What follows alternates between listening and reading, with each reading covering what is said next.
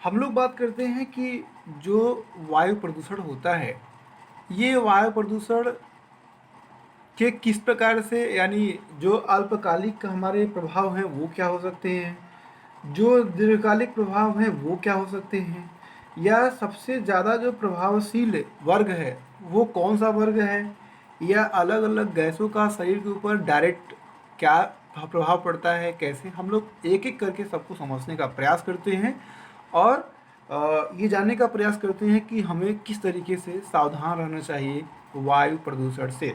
तो सबसे पहले बात करते हैं कि जो अल्पकालिक प्रभाव होता है वो बहुत तीव्र और अल्पकालिक होता है। उसमें सबसे पहली जो प्रॉब्लम होती है वो होती है जो श्वसनीय स्रोत होता है, यानी ब्रंकाइटिस होता है, ये उत्पन्न हो जाता है।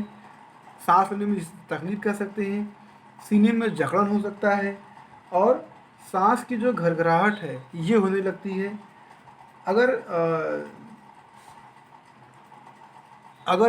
सही तरीके से उपचार किया जाए तो इन्हें ठीक किया जा सकता है।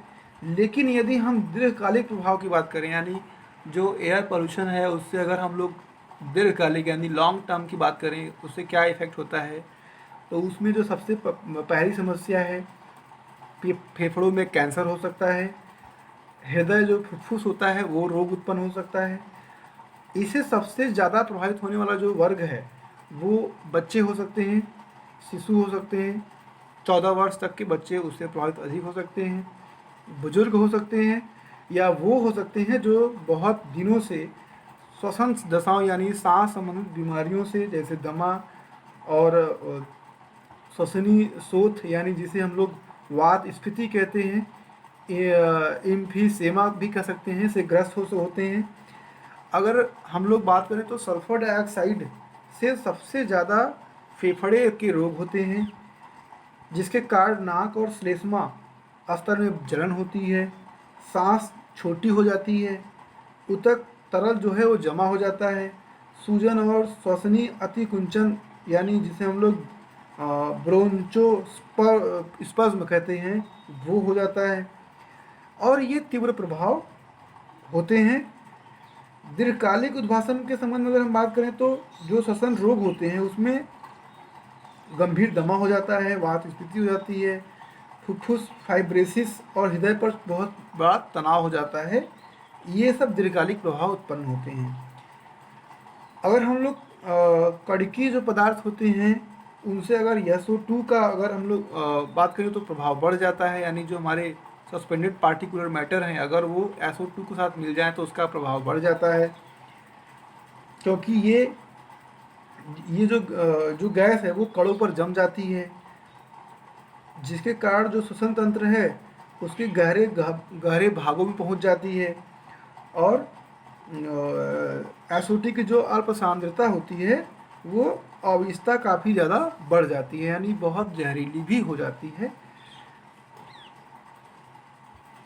अक्सर हम लोग देखते हैं कि जो गवर्नमेंट है वो लगातार प्रयास करती है कि जो एयर क्वालिटी है उसको मेंटेन रखने के लिए जो भी ईंधन खर्च होता है, जीवाश्म ईंधन, चाहे वो पेट्रोल हो चाहे वो डीजल हो, उसकी क्वालिटी को इम्प्रूव करने के लिए प्रयास करती है।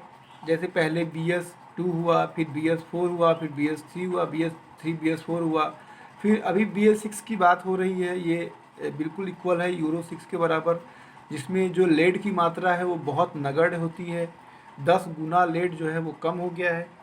तो इस प्रकार से हम लोग सभी जानते हैं कि जो बस होते हैं, ट्रक होते हैं, दो पहिया जो स्कूटर्स वगैरह होते हैं, उनके जो धुएं होते हैं वो आँखों फेफड़ों में जलन उत्पन्न करते हैं। और जो नाइट्रोजन के ऑक्साइड्स होते हैं इन्हीं कारण ऐसा उत्पन्न होता है, यानी नाइट्रोजन ऑक्साइड के कारण ही आँखों में जलन, फेफड़ों में जलन होने लगता है। अगर अधिक मात्रा में इसका प्रभाव हुआ तो मसूड़ों में सूजन हो सकता है, शरीर के भीतर रक्तस्राव हो सकता है, निमोनिया और कैंसर हो भी सकते हैं। अगर नाइट्रोजन ऑक्साइड से आगे अगर प्रभाव की बात करें तो जो लिपिड होते हैं उसका उपापचयन हो सकता है, जिसके कारण कोशिकाओं की जो झिल्लियाँ हैं वो टूट फूट सकती हैं। उन सबके कारण श्वसन जो है वो सूजन हो सकता है, सूजन हो सकता है। सांस द्वारा भी जो ये गैस है इसको भीतर लिया गया है। NO2 जो है वो 80 से 90% तक जो है वो सांस लेने के जो रास्ते होते हैं उनको बाधित कर देता है। अगर हम लोग बात करें डीजल से निकलने वाले, तो इंडिया पहले बात कर देते हैं कि इंडिया के अंदर जो डीजल की क्वालिटी उपयोग होती है वो बहुत ही ख़राब क्वालिटी की होती है। अगर इंडिया में हम डीजल की बात करें, उसकी तकनीकी क्वालिटी की बात करें, तो डीजल जो है वो यानी जो इंडिया में डीजल इस्तेमाल होता है उसका लेवल, उसकी जो गुणवत्ता होती है वो बहुत निम्न स्तर की होती है। इसमें सल्फर की मात्रा बहुत अधिक होती है। भारत सरकार जो है इसे 0.25 जो सल्फर की मात्रा है वो 0.25% करने का प्रयास कर रही है। लेकिन अगर हम लोग यूरोप और अमेरिका की बात करें तो वहाँ पे इसका लेवल 0.05 है। और इससे पता चलता है कि हमारे यहाँ जो डीजल का प्रयोग होता है वो उसकी क्वालिटी क्या होती है। तो अगर हम लोग बात करें तो डीजल से जो निकलने वाले धुएं होते हैं उनसे क्रोमोसोम्स हैं जिसे गुणसूत्र कहते हैं उसमें कुछ परिवर्तन हो जाता है और जिनसे कैंसर भी हो सकता है। शीशे के द्वारा शरीर पर बहुत सारे हानिकारक प्रभाव पड़ते हैं और साथ में जो अन्य धातुएं निकलती हैं उनसे भी बहुत सारे प्रभाव पड़ते हैं। सबसे पहली बात करते हैं हम लोग कार्बन मोनोऑक्साइड की। कार्बन मोनोऑक्साइड एक बहुत ही विषैली गैस होती है जिससे रक्त परिसंचरण में प्रवेश कर जाने पर यह हीमोग्लोबिन की ऑक्सीजन संयोजन क्षमता से प्रतिस्पर्धा करती हुई ऑक्सीजन के अवशोषण को रोक देती है। ये हमें बहुत ही इम्पॉर्टेंट जानकारी अपने पास रखनी है कि अगर कार्बन मोनोऑक्साइड अगर ब्लड में चली गई तो ऑक्सीजन की मात्रा को ये कम कर देती है और ये हमारे लिए बहुत ही खतरनाक होती है, विषैली होती है। हीमोग्लोबिन के साथ जब ये मिल जाती है तो ऑक्सीजन की अपेक्षा 240 गुना अधिक इसका हीमोग्लोबिन के साथ इसकी बंधुता हो जाती है और हीमोग्लोबिन के साथ संयोजित होकर यह कार्बोक्सी हीमोग्लोबिन बनाकर रक्त में ऑक्सीजन की मात्रा कम कर देती है। यही कारण है कि कार्बन मोनोऑक्साइड के बहुत ही निम्न स्तर पर भी व्यक्ति सुरक्षित नहीं होते हैं और कार्बन मोनोऑक्साइड की जो उच्च सांद्रता है उससे शारीरिक और मानसिक क्रियाएं धीमी पड़ जाती हैं। उनसे जो श्वास रोध होता है यानी एस्पिरेशन होता है, हृदय समस्याएं होती हैं, मस्तिष्क क्षति होती है, ये रोग उत्पन्न होते हैं। इस प्रकार से हम समझ सकते हैं कि कार्बन मोनोऑक्साइड कितना खतरनाक है। अब बात करते हैं ओजोन की। ओजोन अगर बात करें तो ये एक लेयर भी है, एक गैस भी है। तो लेयर का गैस यानी ऊपर भी पाया जाता है, नीचे वायुमंडल में भी पाया जाता है। और तो अगर हम लोग इसकी बात करें तो ओजोन और जो पैराक्सी एसिल नाइट्रेट होता है जिसे हम लोग PAN कहते हैं, पिछले लेक्चर में हम लोगों ने चर्चा किया था, जिसे PAN कहा जाता है, पैरोक्सी एसाइल नाइट्रेट। ये जो है इन दोनों में, ओजोन और पैराक्सी एसिल नाइट्रेट में बहुत ही विलक्षण जैविक क्रियाकलाप पाया जाता है। ये दोनों पैन या ओजोन, इनमें जो है अत्यंत सूक्ष्म सांद्रता से भी बहुत आँखों में और नाक में सिलियाइत कोशिकाओं को जो है वो क्षति पहुंचती है जिनसे वो नष्ट हो जाते हैं और आँख नाक में जलन पैदा होती है। ओजोन से खांसी आती है, सिर में दर्द होता है, कमजोरी कह सकते हैं कि कमजोरी होती है व्यक्ति में, सांस में कठिनाई हो सकती है, रक्तस्राव हो सकता है, गला भी सूख सकता है, श्वसन मार्ग का संकीर्णन हो सकता है, फेफड़ा ऊतकों का दुर्बल हो भी सकता है और मतलब इस प्रकार की कई सारी समस्याएं जो है वो ओजोन और PAN यानी पैराक्सी एसिल नाइट्रेट से होता है। जिन लोगों में दमा, वात स्फीति और दीर्घकालिक श्वसन शोथ होता है उनके लिए यह सबसे गंभीर खतरा उत्पन्न करता है। अगर हम बात करें किसी रिपोर्ट की, तो 1985 में जापान में एक अध्ययन किया गया, जिसमें ओजोन के कारण फेफड़ा रोगों में वृद्धि घटनाएं बहुत अधिक पाई गई। अब हम अगर बात करें जो अविषी धातुएं हैं, जैसे सीसा हो गया, पारा हो गया, जिंक हो गया, मैग्नीज हो गया, या धुएं और एंटामनी हो गया, आर्सेनिक हो गया, कापर हो गए, कापर के ऑक्साइड्स हो गए, ये भी अत्यंत हानिकारक होते हैं। शीशे से छोटे जो है बच्चों को बहुत मस्तिष्क में बहुत क्षति पहुंचती है, उनकी मृत्यु भी हो सकती है। वयस्कों में इसके गुर्दे, रक्त और जिगर प्रभावित होते हैं। तंत्रिका तंत्र का कार्य करना गड़बड़ा सकता है। पारे की जो भाप होती है, जो पारा होता है, उसकी भाप अगर सांस में भीतर चला जाए तो उसके लिए सबसे ज़्यादा खतरनाक हो सकता है। यानी भाप जो है, अगर आप पारा खाते हैं तो पारा खाने से भी ज़्यादा खतरनाक जो पारे का भाप है वो शरीर के अंदर जाता है तो खतरनाक होता है, जिसके कारण मुंह और त्वचा में छाले बन जाते हैं। तंत्रिका विज्ञान जो समस्याएं, यानी जो तंत्रिका संबंधित समस्याएं हैं वो उत्पन्न होने लगती हैं। अगर विश्व बैंक की रिपोर्ट की बात करें तो भारत के जो 10 शहरें हैं उसमें शीशों का लेवल बहुत अधिक है, और जिसकी बीमारी कार्ड, यानी 1 लाख लोग जो है वो अस्पताल में भर्ती होते हैं। 5 लाख बच्चों का जो आईक्यू लेवल है वो घट जा रहा है, यानी उसमें कमी होती रहती है। आर्सेनिक का संबंध त्वचा कैंसर, परिधीय व संवहनी रोग और यकृत क्षति से होती है। तो इस प्रकार से ये जो हमारी समस्याएं हैं ये उत्पन्न होती रहती हैं। अगर हम लोग बात करें तो जो हमारा हाल ही में अगर ये जो पर्यावरण एजेंसी जिसे हम लोग इन्वायरमेंटल प्रोटेक्शन एजेंसी EPA कहते हैं, उसने एक अपनी रिपोर्ट में लिखा कि जो भारी धातुएं हैं ये जलती नहीं हैं, और इस तरह से इंसिनरेटरों से जो निकलने वाले उत्सर्जन होते हैं वो सांस के लिए बहुत भारी खतरनाक होते हैं या बहुत खतरा पैदा करते हैं। जिससे पुराने, अगर हम लोग बात करें तो जो लोग टायर जला देते हैं, अगर पुराने टायर, बेकार टायरों को अगर जलाया जाए तो ये बहुत गंभीर समस्या उत्पन्न कर सकता है, क्योंकि टायर में जलने के कारण जो भारी धातुएं हैं वो निकल जाती हैं, हवा में तैरने लगती हैं, और उनके साथ हजारों रसायन भी निकलते हैं। कुछ तो ऐसे रसायन होते हैं जो स्वास्थ्य खतरे के लिए बहुत गंभीर होते हैं, लेकिन हम उसके बारे में हमें उसके बारे में जानकारी नहीं होती है।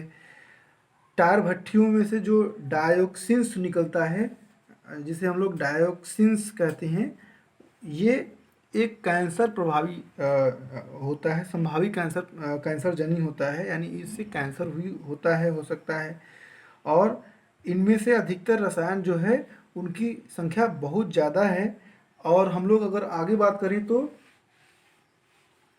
इन रसायनों के बारे में जानकारियाँ बहुत कम है। अगर हम लोग एक आंकड़े की बात करें तो जो इंडिया के अंदर जो शीशा युक्त पेट्रोल होता है और शीशा रहित पेट्रोल होता है, इन दोनों में जो शीशा युक्त पेट्रोल होता है वो शीशा रहित पेट्रोल से 10 गुना ज़्यादा विषैला होता है।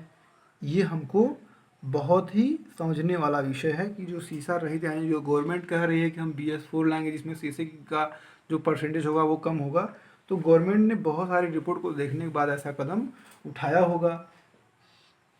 अगर हम लोग SPM की बात करें, यानी सस्पेंडेड पार्टिकुलर मैटर की बात करें, कल भी चर्चा की गई थी, अगर हम लोग इसकी बात करें सस्पेंडेड पार्टिकुलर मैटर की, तो ये एक अल्पकालिक और दीर्घकालिक जो है वो दोनों श्वसन समस्याएं उत्पन्न करता है, जिससे हृदयाघात भी हो सकता है, अकाल मृत्यु भी हो सकता है, और इससे अकाल मृत्यु के खतरे उत्पन्न भी हो सकते हैं। SPM की बात करें तो इसमें लगभग 40% भाग जो है, SPM का लगभग 40% भाग श्वसन क्षम यानी कड़की यानी रिस्पायरेबल पार्टिकुलर मैटर RPM होता है। अधिक बड़ी कड़कियाओं की अपेक्षा यानी PM जो 10 होता है, हम लोग PM10 और PM2.5 की बात हम लोग कल किए थे, तो हम लोग उस पर बहुत ज़्यादा चर्चा नहीं करेंगे। अगर हम लोग बात करें कोयले की जो धूल होती है उसकी बात करें, एस्बेस्टॉस रेशों की बात करें, और गले, कपास, फैक्स की बात करें, सनी की बात करें, तो इनके कारण गंभीर श्वसन समस्याएं पैदा होती हैं, और व्यवसाय पर्यावरण के कारण जो है व्यवसाय जो है वो पर्यावरण के कारण जो है दीर्घकालिक आश्वासन से न्यूमोकोनियोसिस, जिसे हम लोग न्यूमोकोनियोसिस कहते हैं, वो नामक श्वसन रोग होते हैं। यानी हम लोग कहीं ना कहीं अगर जो पर्यावरण की जो समस्याएं हैं या जो एयर पोल्यूशन है उसके लिए हम सभी स्वयं जिम्मेदार हैं। और हर एक चीज़ जो हवा में मिल रही है अगर वो विषाक्त है, विषैली है, तो हमारे स्वास्थ्य के लिए ही हानिकारक होती है। अगर हम लोग हाइड्रोकार्बन्स की बात करें, जैसे बेंजोपायरिन हो गया, बेंजीन हो गया, कोलिनेटेड हो गया, हाइड्रोकार्बन्स हो गए, और पॉली बाईफिनाइल हो गया, क्लोराइड हो गया, इन सब यौगिकों से कैंसर पैदा होता है। WHO का जो रिपोर्ट है वो बताता है कि डाईऑक्सिनों को जो है सर्वाधिक खतरनाक कैंसरजनी रूप में वर्गीकृत किया जाता है। डाईऑक्सिन जो है ये औद्योगिक जो प्रक्रिया होती है उससे उत्पन्न होते हैं। कूड़े कचरे में या चिकित्सा कचरे में क्लोरीनेटेड यौगिक के जलाने से भी अधिकतर ये बाहर निकलते हैं। डाई ऑक्सीनों से प्रतिरक्षा तंत्र यानी जो हमारा रेजिस्टेंट सिस्टम है वो डैमेज होता है, जनन क्षमता खत्म हो जाती है, या जो अजन्मे बच्चे होते हैं वो प्रभावित होते हैं। ये हम लोग डाई ऑक्सीन्स की बात कर रहे हैं। अगर एक सामान्य होता है कि सामने वाला व्यक्ति अगर धूम्रपान कर रहा है तो हमें उससे कोई समस्या नहीं है, लेकिन ये जो विचार होता है ये गलत होता है, क्योंकि जो वायु प्रदूषण है वो धूम्रपान से भी होता है। और इससे ये सिद्ध किया जा चुका है कि जो हमारा कैंसर और जो विविध श्वसन संबंधी जो हृदय समस्याएं उत्पन्न होती हैं उनके पीछे का कारण धूम्रपान होता है। यदि धूम्रपान न करने वाले व्यक्ति को धूम्रपान करने वाले व्यक्ति के साथ रखा जाए तो उसे भी उतना ही खतरा होता है। यानी अगर कोई व्यक्ति धूम्रपान कर रहा है, उसके साथ कोई व्यक्ति है जो धूम्रपान नहीं कर रहा है, तो दोनों व्यक्ति को बराबर ही खतरा उत्पन्न होता है।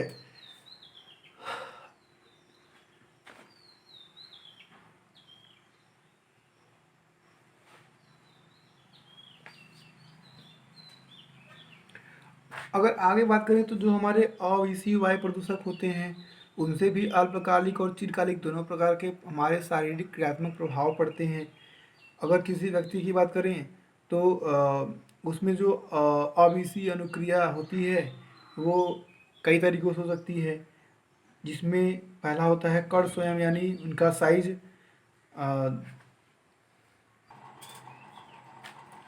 हम लोग थोड़ा सा समझते हैं कि जो डाई ऑक्सीन होता है, यानी जिसे हम लोग ये जो डाई ऑक्सीन की जो घटना हमने शुरू में भी चर्चा किया कि डाई ऑक्सीन आखिर क्या था और क्यों अमेरिका ने वियतनाम के ऊपर ये गैस रिसाव किया या छिड़काव किया, क्या हुआ। तो उस घटना को हम लोग थोड़ा चर्चा करते हैं, समझने का प्रयास करते हैं कि आखिर ऐसा क्यों होता है और इसके पीछे की क्या वजह है कि लोग युद्ध के समय कई प्रकार के हथियारों का इस्तेमाल करते हैं। उसमें एक प्रकार का ये भी हथियार है जिसमें जहरीली गैसों को या ऐसी विषाक्त गैसों को जो विरोधी सेना होती है वो दूसरे सेना पे छिड़काव कर देती है या उनके बीच में छोड़ देती है, जिसकी वजह से उस सेना को बहुत क्षति पहुंचती है। तो हम लोग बात करते हैं आज से 30 वर्ष पहले की, जब वियतनाम युद्ध के समय अमेरिका फ़ौज एक शाकनाशी जिसे कह सकते, वही अभी बात किया गया कि जब शाकनाशी जो एजेंट ऑरेंज है उसको जो है वो 22 मिलियन टन जो उसकी मात्रा थी उसका छिड़काव किया वियतनाम युद्ध के समय अमेरिकी सेना ने। और जो ये रसायन है ये निष्पत्रणकारी, यानी जिसे जिसे डिफोलिएटर्स कहते हैं, ये एक डिफोलिएटर्स कहा जाता है, ताकि जो कम्युनिस्ट लड़ाकू हैं वो जो वन आच्छाद है, यानी जो फॉरेस्ट एरिया थे उनको प्राप्त न कर सकें।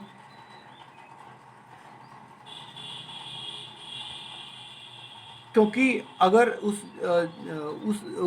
डाई ऑक्सीनों का जो छिड़काव है वो उन जंगलों में किया गया था जहाँ उनकी वियतनाम वगैरह की सेना बढ़ रही थी, तो वहाँ पे जो ये छिड़काव किया गया था वो जो उसके कम्युनिस्ट लड़ाकू थे, आगे नहीं बढ़ सके और ये उसी से पूरा जंगल संदूषित था।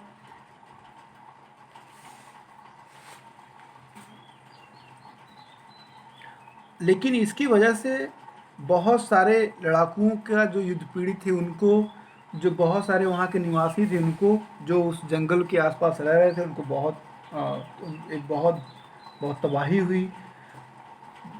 जानकारी ये भी बहुत रिपोर्ट की बात आई कि जो बहुत महिलाएं गर्भवती थी उनका गर्भपात जैसी मामले सामने आने लगे। पैदा होने वाले जो बच्चे थे वो विकृति युक्त हो गए, उनका लेवल जो है वो आईक्यू लेवल जो है वो कम हो गया या मंदबुद्धि हो गए, और उनमें से अनेक को बहुत सारा त्वचा ट्यूमर का रोग हो गया। 1999 और 2000 में एक अध्ययन हुआ जिससे पता चला कि वियतनाम के 25 में से 24 गांव के लोगों के रक्त में डाईऑक्सिनो के स्तर बहुत ऊंचे हो गए थे। प्रभावित आबादी की जो मिट्टी और जल पर जो एजेंट ऑरेंज का प्रभाव था वो इसको जो है अमेरिकी सरकार ने के राजनीतिक दबाव के कारण जानबूझकर रुकवा दिया गया, यानी उसका अध्ययन अमेरिका ने करने ही नहीं दिया कि उसके और क्या क्या प्रभाव थे। तो इस प्रकार से हम समझ सकते हैं कि ये एक बहुत ही खतरनाक तरीका होता है युद्ध के समय, जब किसी विषैली गैस को किसी क्षेत्र में या किसी विरोधी सेना के ऊपर छिड़काव किया जाता है या उसके ऊपर हमला किया जाता है। तो ऐसा ही एक घटना जो है वो 1976 सेवेंसी इटली में घटी। इटली का एक शहर होता है रास होल्डिंग की इटली की जो एक रास होल्डिंग लिमिटेड रसायन फैक्ट्री थी, वहाँ से जो है डाईऑक्सिन युक्त रसायन वो लीक हो गई और हवा में फैल गई, जिससे 15 किलोमीटर के रेंज में 37,000 लोगों की जो आबादी थी वो बहुत प्रभावित हुई।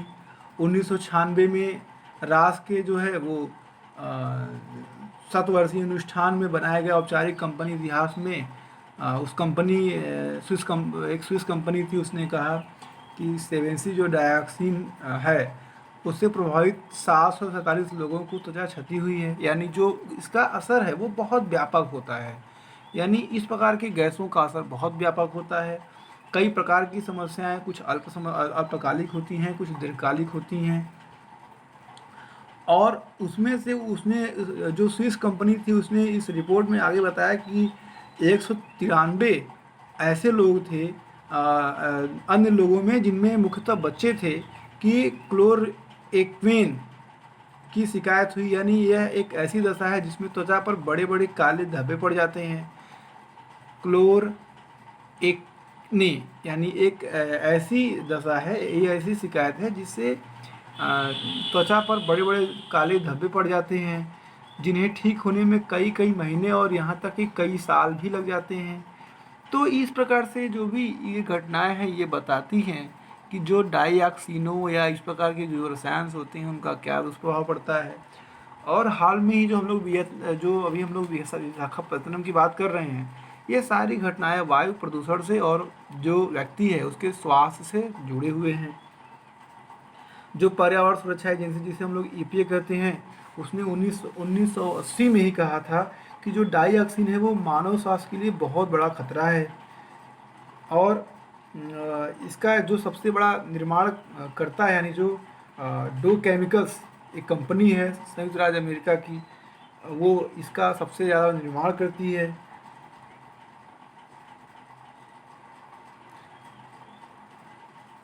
यानी यह एक प्रकार का रसायन है, डो केमिकल एक प्रकार का रसायन है जो कि संयुक्त राज्य अमेरिका में जो इसका निर्माण होता है।